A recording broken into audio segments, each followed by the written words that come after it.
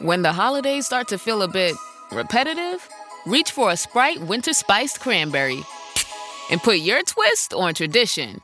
A bold cranberry and winter spice flavor fusion, Sprite Winter Spiced Cranberry is a refreshing way to shake things up this sipping season. And only for a limited time. Sprite. Obey your thirst. This episode is brought to you by NBA on Prime. This Tuesday at 8:30 Eastern, it's the Emirates NBA Cup Championship game on Prime. This year's quest for the Cup has been building to this, the championship game, live from Las Vegas. Not a Prime member? Sign up for a 30-day free trial to get started today. The Emirates NBA Cup Championship game, this Tuesday at 8:30 Eastern, only on Prime. Restrictions apply. See Amazon.com/Amazon Prime for details. In Walmart Sue Newville, time was ticking away. Only a few nights left till the big holiday. But last-minute gifters had no need to worry. Walmart Express Delivery got their gifts in a hurry. From Nintendo to Nespresso and Lego Flowers, they could check off their lists in as fast as an hour. All of Who Newville, East, West, South, and North could order gifts up until 5 p.m. on December 24th. So this holiday, just do as the Who's do. With gift delivery this fast, they all gasped. From Walmart, who knew? Subject to availability, terms and fees apply. I'm Jessica Valant. I'm a physical therapist, women's health expert, and Pilates teacher, and my goal is to help all women feel strong, safe, and secure in their bodies. In this podcast, I'll share expert advice, facts, amazing guests, stories, compassion, and hope to help you meet your body in all seasons of life. Well, hello, and welcome back to Meet Your Body and one of our Connections episodes. So these are the shorter episodes that I bring to you guys where it's really just a way to connect. So my thoughts or things that I'm learning, just really informal. Like if we were hanging out and getting real about things, these are the things that I would be talking about. So today I am telling you what I don't want you to know.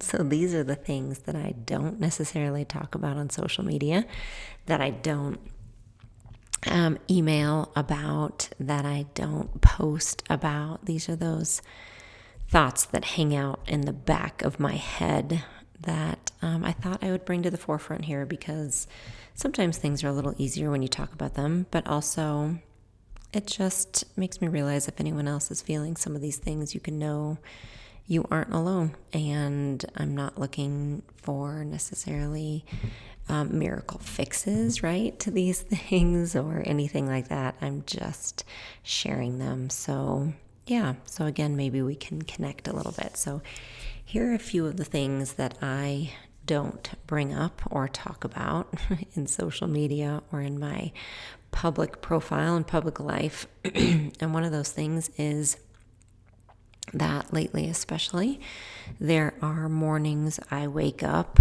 that I truly just don't like myself. Like that's one of my first thoughts.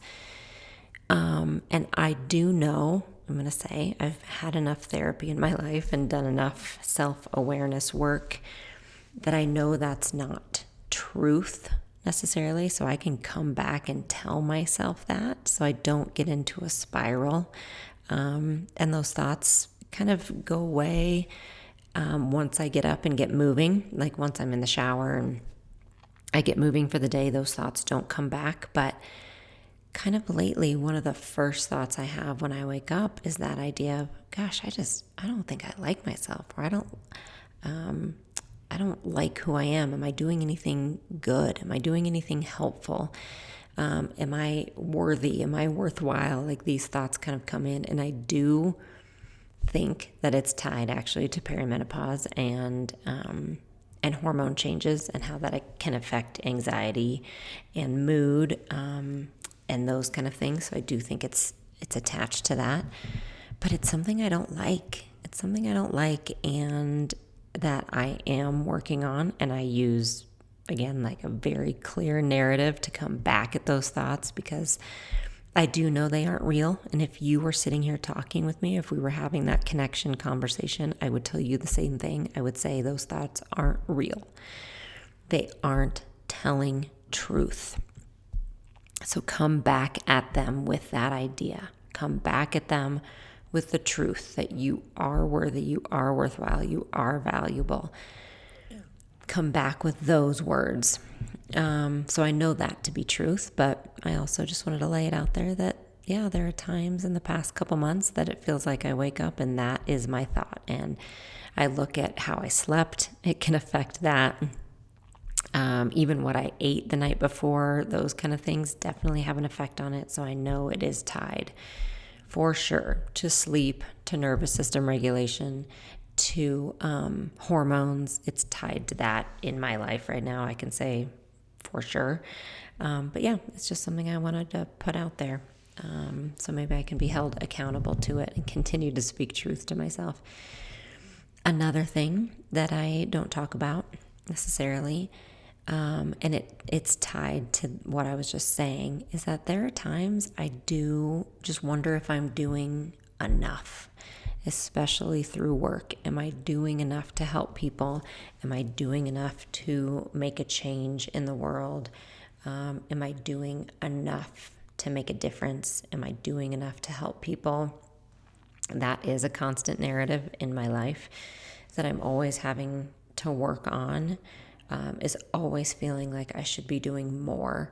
And it's not necessarily more productive things. And I say that in air quotes, but it's not necessarily, more activity or more awards or anything like that, or more posting. It's really about more help. Am I doing enough to help people? And there are times I just really wish and feel like I should be doing more to help more people in the world. So that's kind of, like I said, it can be tied a little bit to that first one I mentioned. And I have 2 more to talk to you about, but first, a short word from our sponsor.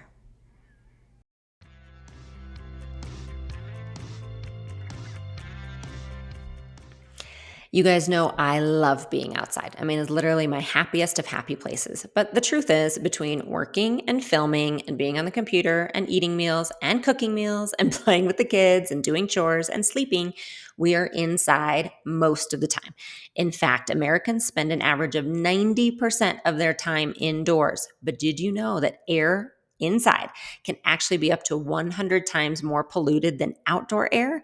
We have always been really super aware of the air quality in our homes, and recently we got a new Air Doctor air purifier. You should have seen my husband and I when we opened that box. We were so giddy. Air Doctor is literally the best of the best when it comes to air purifiers.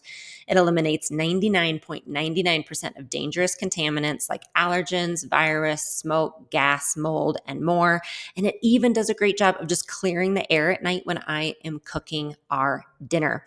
It can sense when the air quality gets a little bit smelly from that chicken that I roasted, and it turns itself up to deal with the situation.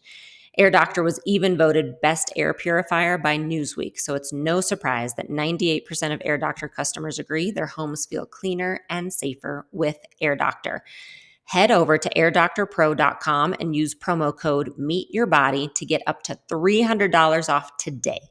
Air Doctor comes with a 30-day money-back guarantee plus a 3-year warranty. That's an $84 value free. Get this exclusive podcast-only offer now at airdoctorpro.com. That's airdoctorpro.com using promo code MEETYOURBODY. Now back to our show.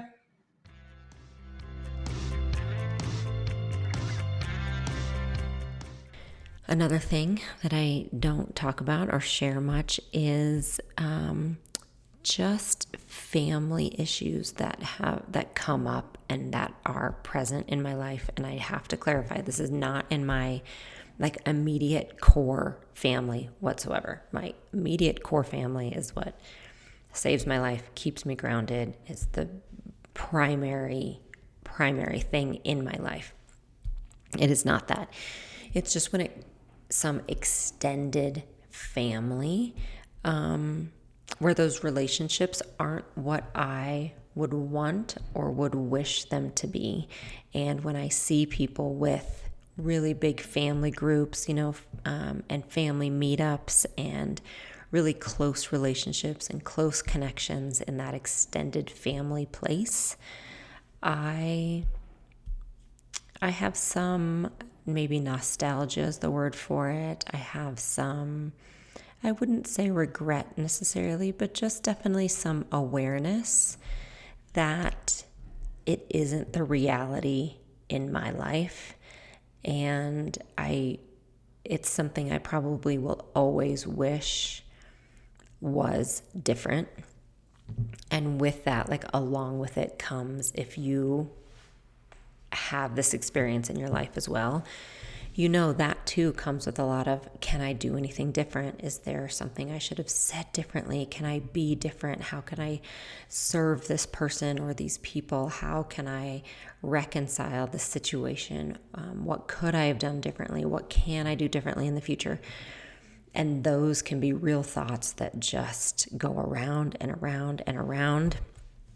And I've been there, and I've also come to the understanding, and I can't say full acceptance because it's a hard thing to accept, but I do have an understanding that sometimes we do need to find a way to live with not having those relationships. Sometimes it's healthier on both ends to not have those relationships. And sometimes you also have to be okay being the villain in someone else's story, or being the one who did something wrong in someone else's story. And that, like I said, I don't know if I have full acceptance around that yet. That's not really easy for me to accept or sit with, but I know it to be true. And it has helped me a little bit, at least get away from the place of feeling like I have to fix it, especially when something isn't necessarily fixable. So again, I'm not looking for answers here, because it's something that I've worked through for a really long time and worked with. I'm just laying it out there so that you know you aren't alone if you feel that too. And again, it's not, I have to clarify, it is not my immediate core close family, but it's enough in that extended family place that I feel it, that I feel the loss, and I feel that loss of relationship, and that can be hard, and it can be hard to sit with it and know that it will be reality. And so if you are in that place, I feel with you as well. And then the last thing I'll touch on, that's just in the back of my mind, living day to day right now, is just like how my body is changing as I age. And like, honestly, some nerves about the unknown of how it will continue to change. I have lived in a constantly changing body. I feel like for my entire life, it doesn't fit into a mold that has been tested and poked and prod and had multiple surgeries and constant different diagnoses. And so I am used to a body that, is ever changing and that I'm always getting to know. But adding that to, adding a layer of the aging process on top of it and just not knowing how my ability will change is, again, I'm so thankful to age. I'm so grateful for it. And also, I would not be telling the truth if I said that I wasn't a little nervous about the unknown as well. I am turning 48 very soon, and I am so grateful to be where I am and to have my health. And also, I look in the mirror and I have new wrinkles and sunspots every day. And, my hands are constantly spotting, and I have the gray hairs coming in. And so it's not aesthetics as much as those things, those kind of outer things that I can see clearly, just remind me, gosh, what else is to come? Like, what else is to come? Am I going to stay mobile? Can I be in charge of that? Like, is that within my control? Can I stay mobile? Is my brain going to stay healthy? Is my memory going to stay healthy? Will the people I love stay healthy? Can I grow old with the people I love? So it's just, again, kind of an awareness. I don't let it hold me back because I try to focus, as always, I always try to focus on what's here and in the present and what I have. But also, if we were talking and especially if you're a woman my age or even older, I would be asking, tell me how to do this. Tell me how to do this. Tell me what I might be able to expect. Like, tell me what's coming. Tell me your experience. Tell me how you are feeling about this. And so I'm there. I'm there in the middle of it. And so those are kind of, those back of mind things that I don't usually talk about, but that are there. And so thank you for being here. Thank you for listening, and I will talk to you again soon. Thanks so much for listening today. I would love it if you could take a moment to subscribe, rate, and review this podcast. It means a lot to us, and it helps our content get out to more women who need it. You can find more of my resources at my website, jessicavalant.com, or find me on YouTube at Jessica Valant and Instagram at Jessica S. Valant.